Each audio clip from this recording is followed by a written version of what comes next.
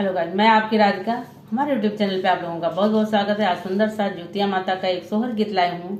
सभी बहनें इस पितृ पक्ष में ये व्रत करती हैं, तो सभी बहनों को हार्दिक शुभकामनाएं। और आप लोग के लिए एक सुंदर सा गीत है, आप लोग सुनिए, आनंद लीजिए। सुनिए।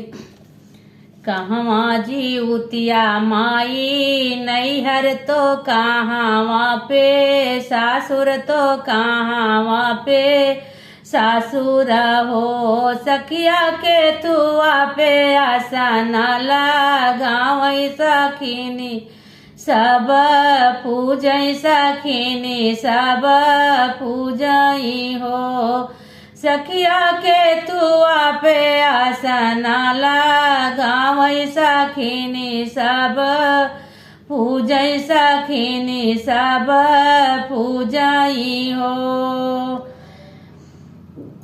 गोकुला में ज्योति माई नैहर तो मथुरा में, सासुर तो मथुरा में, सासुर हो सखिया खुश पाई आशा न लगावै सखिनी, सब पूजै सखिनी, सब पूजई हो सखिया खुश पाई आशा न लगावै सखिनी, सब पूजै सखिनी, सब पूजई हो।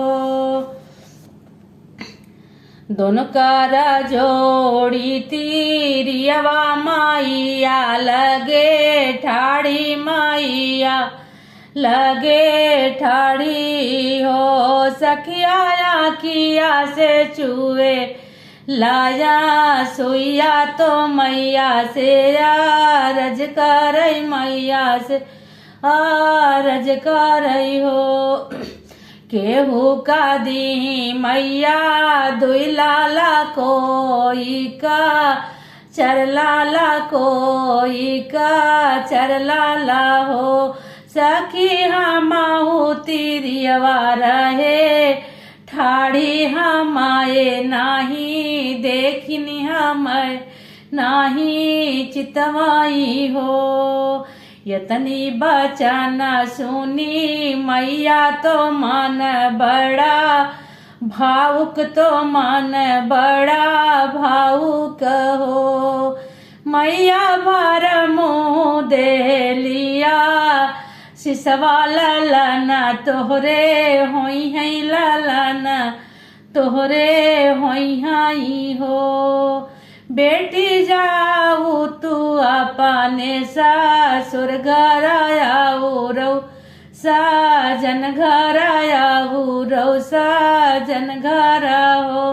बेटी आजू के नवा ये माहिनवा लालाना, तोहरे होई है लालाना, तोहरे होई हई हो।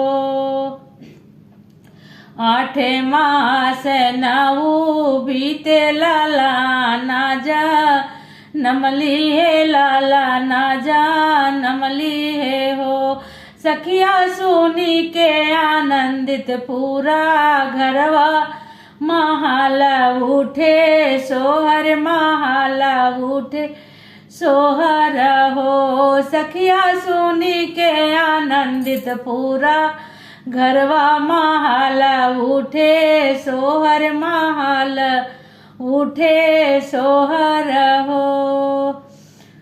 सावन बीतई भादौला, सावन बीते भदऊ दिन लागे, भदऊ दिन लागई हो सखिया लागी गईले आसानी नक्षत्र, तो गोदिया हो रिल लैके गो दिया हो रिल लैके लालाना पूजाई जीवतिया माई पूजाई हो। तो लालन भी मिला और ज्योतिया माता की पूजा भी हुई, माता जी का आशीष भी मिला। तो ऐसे सभी बहनों को माता जी का आशीष मिलता रहे, मेरी यही कामना है। आप